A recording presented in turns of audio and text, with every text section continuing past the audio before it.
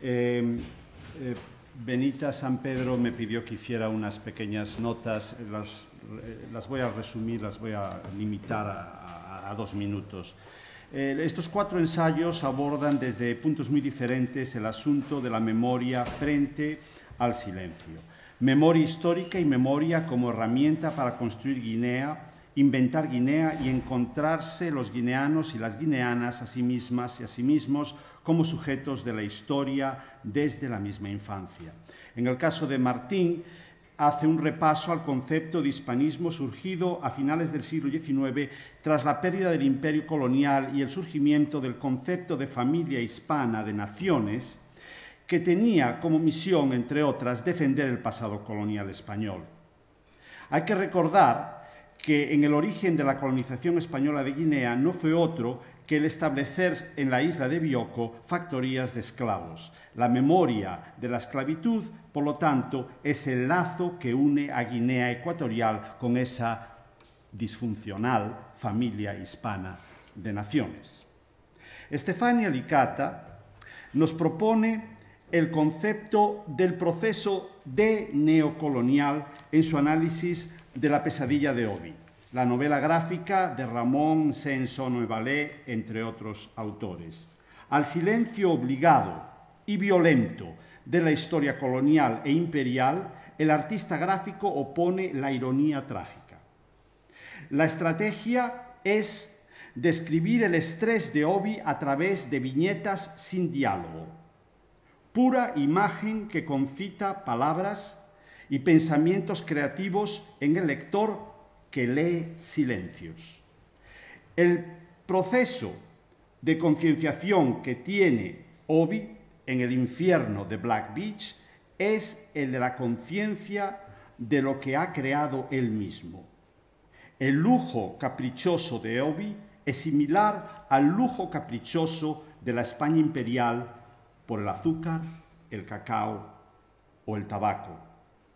Dosinda García Albite nos recuerda que la escritura desde el exilio es la realidad postcolonial de muchos escritores guineanos y africanos desde la independencia hasta hoy mismo.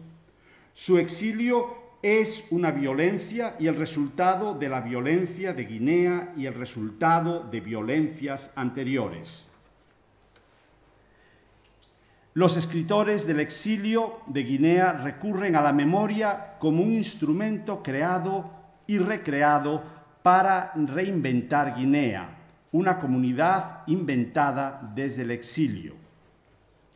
La paradoja que describir e inventar Guinea desde la experiencia de vivir fuera del territorio nacional es consecuencia de la dictadura y sus diferentes formas de producir exilios, desterritorializaciones y desterramientos. Finalmente, el exilio es trágico y productivo al mismo tiempo. También produce niños, como el hijo de Zaide, el hermano de Lázaro de Tormes.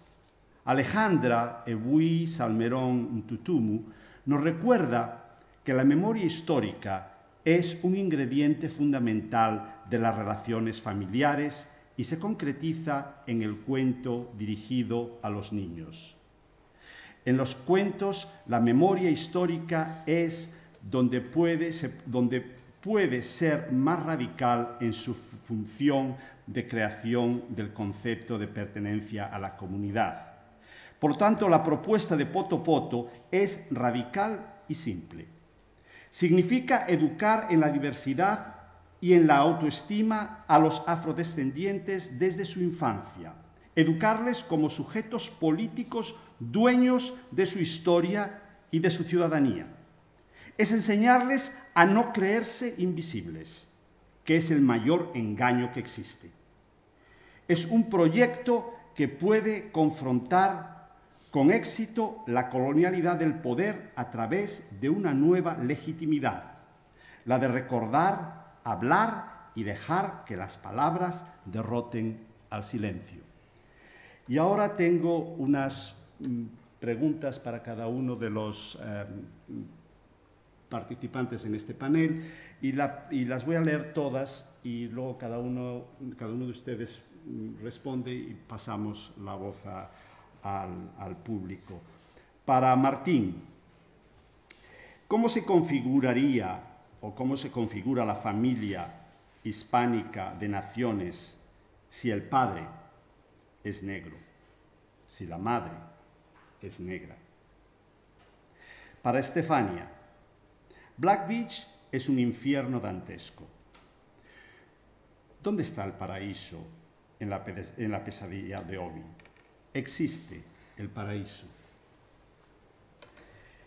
Para Dosinda, ¿se puede seguir hablando de literatura guineana como literatura de exilio? ¿Existe alguna literatura guineana que no sea alguna forma de exilio? Y finalmente, para Alejandra, ¿cómo se le enseña a un niño negro la historia del colonialismo y la historia de la esclavitud en un cuento?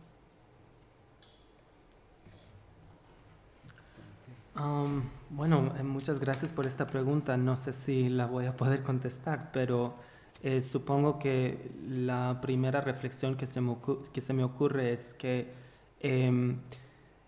estoy pensando, por ejemplo, en la novela que discutí de Ávila Laurel, ¿no? Donde Nicolás Guillén se representa como una especie de figura paterna, ¿no?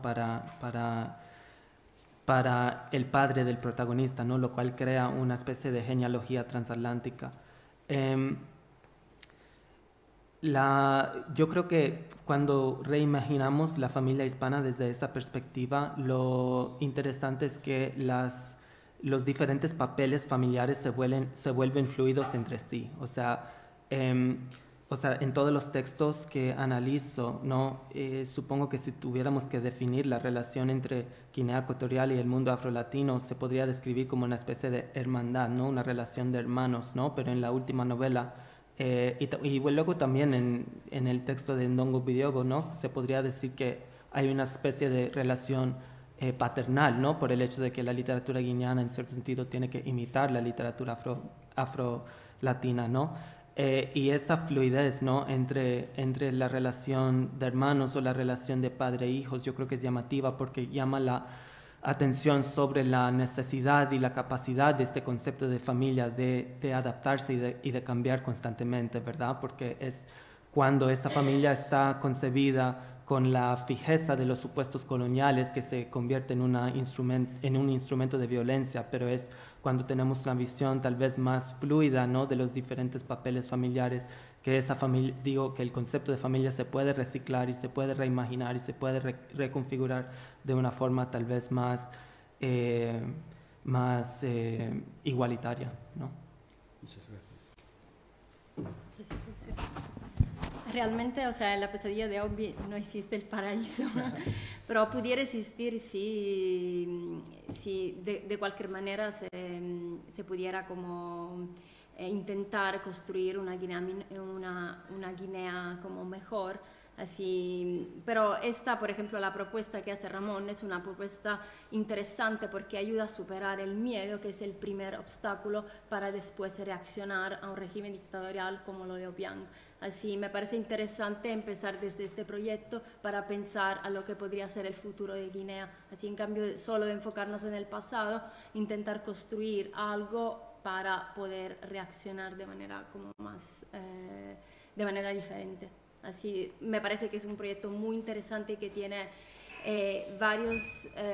también varios elementos, y esto fue solamente realmente como una pequeña parte, pero estoy trabajando para crear un artículo, que tenga como varios, porque se enfoca realmente en varios elementos, así sería interesante profundizarlo. Así, gracias. Creo que la pregunta que me has planteado es terriblemente compleja y creo que es un poco no solo la historia de la literatura de Guinea Ecuatorial como una literatura exílica, sino de toda la africana, ¿no? Esto es si consideramos el exilio como el concepto de expulsión, ¿no? Entonces, hay muchas personas que prefieren, en lugar de hablar de exilio, de diáspora, ¿no? Desde el momento de la esclavitud, precisamente, que se refería Martín. Sin embargo, he intentado establecer un poco de una periodización en el sentido de la posición desde la que hablan los autores en cuanto escriben sus obras. Y en este sentido, para mí, exilio es una posición política en la que el Estado-Nación, el nuevo Estado-Nación, te expulsa o permite que todavía sigas allí. Ciertamente hay gente que habla de exilio e insilio, y entonces exilio político, exilio espiritual. Hay muchísimos escritores que están dentro del Estado-Nación y se sienten exiliados emocionalmente. Sin embargo, creo que hay en las nuevas generaciones algunos autores que, digamos, adoptan una posición o más personal en cuanto a la posición, en cuanto a la definición de identidad. Ya no es tanto una identidad nacional, sino una identidad más de género, por ejemplo, una identidad económica, una identidad cultural, que hace que el concepto de exilio sea, en mi opinión, bastante más borroso, y entonces se puede hablar más de una identidad local, una identidad étnica, etc. Entonces, para mí, exilio todavía tiene una connotación política que es muy importante respetar, especialmente considerando la situación política de Guinea Ecuatorial después de la independencia, que es una situación política que obliga al exilio tradicional, ¿no? Pero hay escritores que no se enfocan tanto en eso y buscan definirse de manera afrocéntrica, estableciendo conexiones más que nacionales, panafricanas, como comentaba, o conexiones más centradas en la identidad étnica. Y para mí, en el fondo, todavía está el concepto de exilio en el contexto, porque cuando uno habla de la identidad étnica, uno habla también de ciertos espacios en los que esa identidad étnica se manifiesta. Muchas veces se asocia con un espacio físico, y en cuanto esa gente está fuera de ese espacio físico, la identidad étnica se mantiene, pero es más difícil, en mi opinión. Entonces, lo del exilio es terriblemente amplio, hay tantísimos libros escritos que no voy a fijar puntos, pero mi aproximación es todavía muy política al concepto de exilio. Sí, pues es que tu pregunta sería como preguntar también cómo se le enseña la guerra a un niño o una niña, o cómo se le enseña el concepto del hambre a un niño o una niña. También, yo no soy educadora, pero podemos entender que cuando hablamos de niño o niña, hay diferentes franjas de edad. Entonces, los recursos que tenemos a nuestra mano difieren mucho de si hablamos de un niño con 5 años o si hablamos de un preadolescente o en la edad puber de 11. Lo que se suele hacer es recurrir a la simbología, a la conceptualización, o antes de hablar, por ejemplo, a los 5 años de racismo propiamente dicho o colonialismo propiamente dicho. Pero sí que es cierto que, por ejemplo, con 5 años tú sí que puedes ya introducir un contexto diferente o una situación diferente. Por ejemplo, en El viaje del hombre.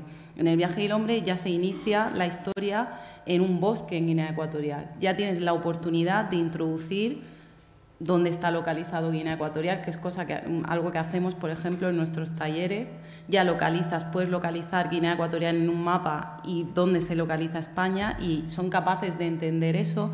Puedes hablar del contexto de bosque, puedes hablar, sinceramente, bajo mi punto de vista, como te digo, que no soy educadora, para las franjas de edades con las que nosotros trabajamos, no me centraría tanto en hablar sobre el colonialismo o el racismo propiamente dicho de forma totalmente literal, sino más que nada en empoderar y en mostrar otros mundos que ahora mismo es que ni siquiera se están mostrando, y en hacer conscientes a esos niños de cuál es su posición en el mundo para que no les sea ajeno. Luego, más adelante, obviamente, hay recursos y metodologías para empezar a introducir conceptos de ese tipo. No sé si he respondido a tu pregunta o me he ido por las ramas.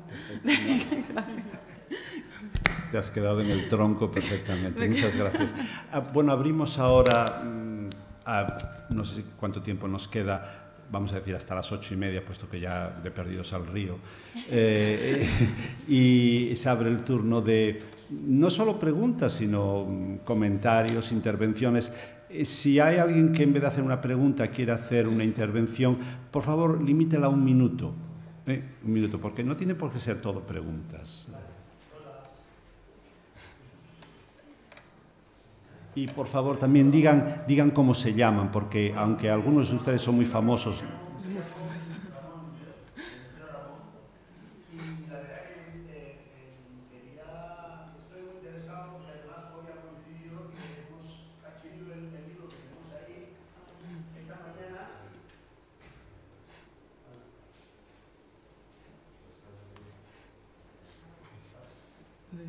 Hola. Ahora sí. Bueno, entonces voy a dirigirme a ella porque un gusto. Me encanta. Sí, por favor. Yo soy hijo de un señor que a todos sus hijos y nietos, desde que yo tengo uso de razón, le ha cantado la nana antes de dormir. Eso de ponerle palabras, creo que lo ha dicho Baltasar, ponerle palabras a la oscuridad, por decirlo de alguna manera. Mi padre cantaba una nana muy especial que yo recuerdo porque me la cantaba todos los días. Es como que mi padre quería que no olvidásemos esa nana y esa nana se la cantaba a mis hijos. Entonces yo creo que también está el rol de los padres en este tipo de... Pero bueno, ahora hay una cosa que yo sí que quería preguntar, que es, por ejemplo, vosotros que habéis crecido aquí, que tenéis todo bueno, en fin, todo lo que vosotros explicáis en el Potopoto, en el proyecto Potopoto, que es interesante, pero yo, por ejemplo, supongo que usando las herramientas modernas se puede transmitir los cuentos, y eso es una de las cosas que a mí me gustaría hacer, apoyar en el dibujo, no tanto en el texto. Ahí es donde yo quiero preguntar, ¿no es el hecho de que el africano tenga más oralidad, que yo voy a usar una palabra que no puedo manejar en un contexto académico, pero el hecho de que los africanos transmitan su historia a sus nietos, hijos, a través de hablar, o sea, no a través de un ordenador o un libro, que luego ya sabemos cómo es el tema, no todo el mundo lee, lleva, por ejemplo, a vuestra generación a asumir también que, por ejemplo, tú tienes hijos o tu hermana tiene hijos, los cuentos a lo mejor no sirven solo para dormir. Por ejemplo, a los niños occidentales se les cuenta cuentos antes de dormir, pero a nosotros se nos contaban los cuentos a partir de las 6 de la tarde hasta cuando nos dormíamos. Entonces yo pregunto, ¿vosotros vais también incluso a introducir este elemento de contar los cuentos para que los niños... por Potopoto lo digo, así que muchísimas gracias. A ti. Pues mira, aparte de, como dices, hacer uso de la tecnología para que no se pierda, por eso queríamos introducir los audiocuentos, porque de alguna manera era contado, o sea, dar opción a que la gente narrara, contara sus historias y poder subirlo en un formato de audiocuento. Y como historia narrada en audiencia, que es el formato tradicional del cuentacuentos, que es que además es muy interactivo, porque es una obra teatral pero interactiva, el público interactúa con el que cuenta el cuento. A través de la asociación lo que estamos haciendo son cuentacuentos, que es coger, interactuar con los peques, contarles los cuentos, hacer diferentes grupos mixtos, grupos con niños afrodescendientes o no, y de esa manera pues poner en valor, aparte de que ya tenemos un montón de cuentos recopilados y que de Guinea Ecuatorial, de ecuatoguineanos, pero queremos recopilar más, pues estamos utilizando eso, y es de esa manera, como dices tú, en la que estamos poniendo en valor la tradición oral y lo que nuestra mamá hacía con nosotras, como tú dices, a partir de las 6 de la tarde, contarnos los cuentos no solamente para dormir. Sí, muchas gracias por darme la palabra. Como decía, soy Véronique de la Escuela Normal de Libreville. Y me alegro mucho la intervención, la presentación de Alejandra, porque yo desde ayer estoy insistiendo en lo didáctico. Pero ahora lo que pasa con África es que la diáspora defiende mejor la identidad africana. Tal vez por ser en búsqueda de esta identidad. Y nosotros en África padecemos lo que Sébastien Lefebvre está diciendo, porque yo trabajo con él, las cadenas de la colonización las tenemos ahora en la mente, porque así como despigmentarnos la piel, todo parece mejor cuando viene de fuera. Tenemos la impresión de que África no vale nada, África no tiene nada que defender. Y por eso estos cuentos sí se pueden lograr mejor aquí, en Europa, en América, porque no hay problema de edición. En África es difícil porque nos contentamos de lo que nos viene de fuera. Los manuales, libros de textos concebidos por España, por Francia, que van a África, nunca dan de África. Eso es el verdadero problema que debemos resolver. ¿Cómo hacerlo? Con estas iniciativas y también conexionándonos, intercambiando con África, es lo que quiero decir. Sí, el gran reto que tenemos también nosotros es que cuando publicamos el material aquí, luego, ¿cómo trasladarlo allí? Porque es un problema, es lo que dice ella, la logística, tienes falta de infraestructura. Falta de infraestructura, falta de logística. Por eso también hay editoriales africanas que están tirando por formato digital, porque creen que de alguna manera puede ser una vía, porque aunque parezca algo insólito, muchos africanos tienen móvil y pueden leer a través del móvil, no tanto una tablet o lo que sea, pero es una opción. Es un reto, la verdad. Para nosotras, por ejemplo, el hecho de que esto haya salido a la luz ha sido ya un logro importantísimo, pero ahora, claro, el reto o lo que nos gustaría es que llegara a colegios en África. En Guinea Ecuatorial, por ejemplo, ya ha llegado a algún colegio, pero ha sido iniciativas particulares. Hemos intentado a través de las instituciones guineanas, pero es que sabemos que eso es casi imposible, claro, por la situación del país, es que no lo vamos a negar. No. Entonces, ¿cómo hacer? Queremos, no tenemos medios económicos tampoco, somos un proyecto pequeño, tenemos muy buena voluntad, pero muy pocos medios. Entonces, yo estoy totalmente de acuerdo contigo, también hay que unirse, tenemos que vincularnos, unirnos para crear experiencias y para de alguna manera conseguir que todo esto salga a luz, porque es que es necesario, hay una necesidad y sabemos que hay una necesidad, pero nos falta ahora concretarla. Bien, soy Loreto. Mi pregunta va a Docinda.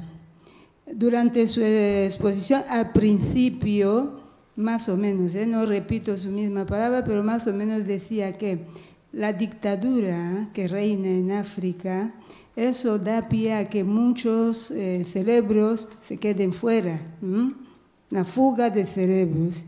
Entonces utilizó la palabra que hace que los africanos más educados se queden fuera. Yo me pregunto, ¿es que ese término mejor porque la fuga de cerebro forma parte de la pobreza de África? Eso empobrece a África.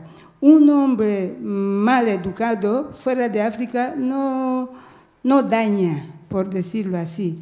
Mientras que las personas preparadas o bien, no sé, formadas intelectualmente, que se van de África, sí empobrece a África. Entonces, no sé cómo utilizó el término educado, no otra palabra. A lo mejor no tiene importancia, pero vamos. Casi yo te voy a hacer preguntas a ti también, o sea que si quieres las contestas todas. Yo te voy a hacer una serie de preguntas que pueden parecer provocadoras o provocativas y que quizá lo sean, pero que en cualquier caso son preguntas, es decir, responden a cuestiones sobre las que yo no tengo la respuesta, pero que sí que me gustaría introducir en este debate, que son, ¿tú considerarías que Konrad era un polaco exilado en Gran Bretaña? ¿Que Nabokov era un ruso exilado en Estados Unidos? ¿Que Cioran era un rumano exilado en Francia? Te lo pregunto porque en el modo en el que has enfocado y que se enfoca generalmente la literatura africana, no hay, no hay un cierto residuo de perspectiva colonialista e incluso racista en considerar que en un escritor blanco y en un escritor occidental el individualismo cosmopolita e incluso el desarraigo voluntario es una virtud de su literatura, como por ejemplo en el caso español, en el caso de Juan Goytisolo, que es un renegado de su españolidad, un renegado de su occidentalidad, y que sin embargo ese mismo individualismo cosmopolita y ese mismo desarraigo voluntario en un escritor africano es poco menos que una traición, cuando no algo peor, una imposibilidad. Es decir, no hay una especie de presupuesto racista en considerar que los africanos están condenados a la nostalgia de la tierra perdida, o sea, a no poder reconstruir su identidad libremente en cualquier lugar. Es decir, ahí hay una cosa que además, en relación con esto, me merece la pena llamar la atención sobre lo mal vistas que están las metáforas animales, antes hemos hablado de la animalización, y lo bien vistas que están las metáforas vegetales. Es decir, porque los hombres tenemos pies, no tenemos raíces. Y se considera positivo ser autóctono, nacido de la tierra, etc. Cuando, bueno, no sé yo qué reino tiene prioridad el uno sobre el otro, ¿no? Tú has empezado tu intervención preguntándote cuál es la contribución de las literaturas africanas a la construcción de las naciones, de una cultura, etc. Mi pregunta es, ¿por qué tendría que ser alguna contribución a eso? Es decir, ¿no pueden los escritores africanos escribir de lo que les da la gana, con total despreocupación de su utilidad social y política? Me alegro muchísimo de que estás planteando estas preguntas porque creo que es una de las grandes, bueno, son cuestiones principales para todos los críticos culturales. Voy a comenzar con la pregunta que me planteó Loreto. Paul Tillambe-Zeleza es un crítico e historiador de Malawi que hizo la mayoría de su carrera en Estados Unidos y Canadá y en África también, ¿no? Y acaba de publicar el año pasado precisamente un libro sobre las diásporas africanas y su planteamiento al principio es positivo y yo tomé prestado de su presentación, al principio de mi presentación. Quizás sea bueno que, a pesar de lo que se llama la fuga de cerebros, las personas que viven en la diáspora vivan la diáspora y, de hecho, traigan enriquecimiento de vuelta a África, ¿no? Y él comenta que la mayoría, muchísimas de las naciones africanas, de hecho, ya cuentan con la diáspora, los gobiernos incluso cuentan con la diáspora, igual que en Latinoamérica, que muchas veces el Producto Nacional Bruto de las naciones africanas cuenta con un 30%. 30% del Producto Nacional Bruto es precisamente remesas que envían las personas que viven fuera de África a sus países africanos, ¿no? Entonces, es positivo, quizá a veces, que las personas salgan fuera. Pero, al mismo tiempo, muchas veces esas remesas vuelven para inversiones equivocadas, ¿no? Y él comenta el ejemplo de cómo estaba dando una charla sobre esto y alguien, el gobierno de Kenia envía a muchos representantes del gobierno a esta conferencia sobre las diásporas africanas y dicen, bueno, la mayoría de la gente que vive fuera de África envía dinero a su casa, a su familia, para construir una casa en el lugar de origen. Muchas veces la familia extendida les manda fotos cada 2 años de cómo crece la casa. Luego ellos a lo mejor vuelven en 15 años, en 20 años y la casa no está allí. Y entonces, ¿por qué ese dinero se gasta en otras necesidades, ¿no? Entonces, la gente que vive fuera de África creo que tiene una concepción de lo que es el lugar de pertenencia muy conectado precisamente a ese lugar del que salieron. Entonces, para mí la tierra, ese punto físico es inevitable.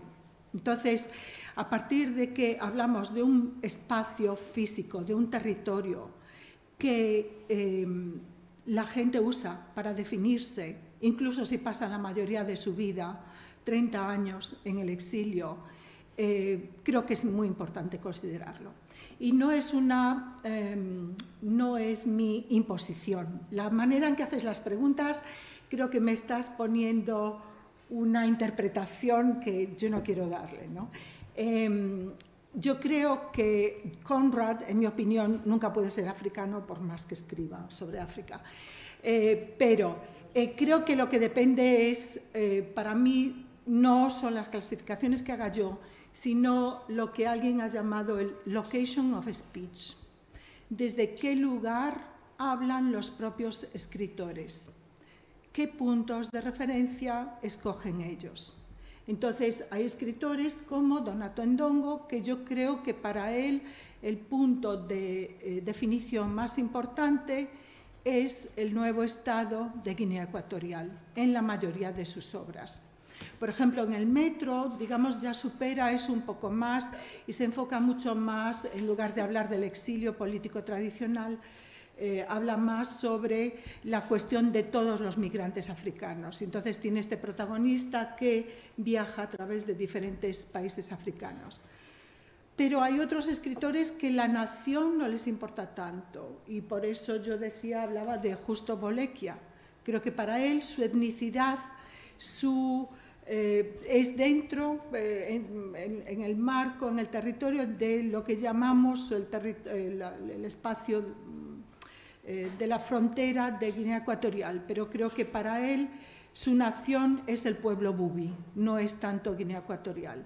Entonces, en ese sentido, es desde qué lugar, qué puntos enfatizan estos escritores. Entonces, para mí, Guinea Ecuatorial es eso, lo que dice Donato Ndongo. Guinea Ecuatorial se construye más que antes de la independencia. Después de la independencia te sientes expulsada de ella y, de hecho, muchos escritores encuentran los puntos de unión con Guinea Ecuatorial desde la exclusión de Guinea Ecuatorial. Pero hay otros escritores, y creo que, hablando con Justo en persona, dice que ese concepto de Guinea Ecuatorial como la nación-estado es muy reciente y entonces para él es más una genealogía del pueblo bubi de 200, 300, 400 años. Entonces la definición de exilio nacional es muy limitada y entonces para él es más importante establecer conexión con otros grupos africanos y por eso el concepto de diáspora, desterritorialización, etcétera, etcétera. He respondido a tus preguntas. La clasificación de los autores creo que es un poco caprichosa. Los críticos literarios tendemos a hacer esas clasificaciones, pero yo no quiero poner esas clasificaciones. He hablado de diferentes escritores y cómo se definen. Yo no veo problemático. Kwame Anthony Appiah habla de escritores africanos cosmopolitas. Y entonces, en ese caso, tienen la posibilidad de viajar, tienen los medios económicos de viajar, establecen conexiones con todos los africanos en todas las esquinas del mundo. Fantástico. Para mí no es un problema, es simplemente lo que he intentado hacer es una especie de clasificación, organización de los autores, no tanto de periodos como de cuáles son sus elementos de referencia, cuáles son sus elementos de definición de su identidad, ¿no? Y creo que, por ejemplo, César Mbah tiene un poco más de libertad que en Donato Ndongo a la hora de elegir sus puntos de referencia, ¿no? Y tiene ciertamente más flexibilidad política de entrar y salir de Guinea Ecuatorial que alguien como otros escritores que viven fuera, ¿no? Entonces... Sí, vamos a ver. No sé cuál es el turno de las preguntas, pero vamos a dejar una última pregunta porque me parece que nos van a echar. Okay. Sí, muchas gracias. Porque aquí, en este país, todavía hay sindicatos y cosas así. Entonces, se ha levantado una pregunta importante. Además, creo que debemos darle prioridad a Ramón porque es el artista estrella. Hola, bueno, Ramón otra vez. Y yo quería más o menos también decir que también, un poquito respondiendo, un poquito respondiendo y apoyando un poquito a la respuesta que ha dado, es que también puede ser que a ustedes les interesen algunas cosas que otras. No olvidemos que nosotros los africanos de repente rompemos el hielo en nuestra casa y los que tienen que darnos ese apoyo, si tienen alguna ideología y tal, se inclinan más por unas cosas que por otras. Por ejemplo, yo cuando nace mi hijo en el 2000, yo tengo todo el tiempo del mundo, yo dibujo realmente cuando tengo tiempo. Mi padre me regala un toco de láminas y yo hago un cómic, bueno, por llamarlo de alguna manera, mucho más largo que Obi.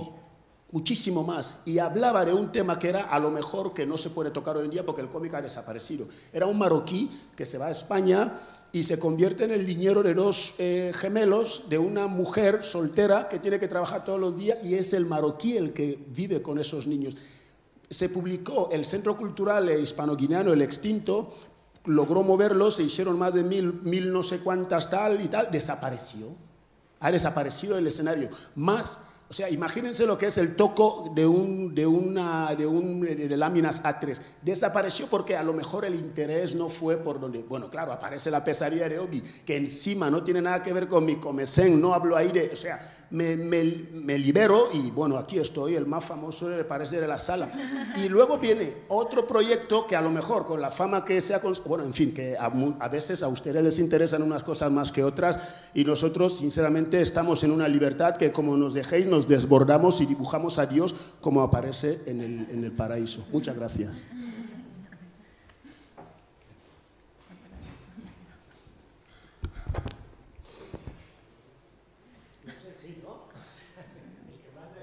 Bueno, no, yo aquí cuando ustedes se aburran se van. ¿No? Va.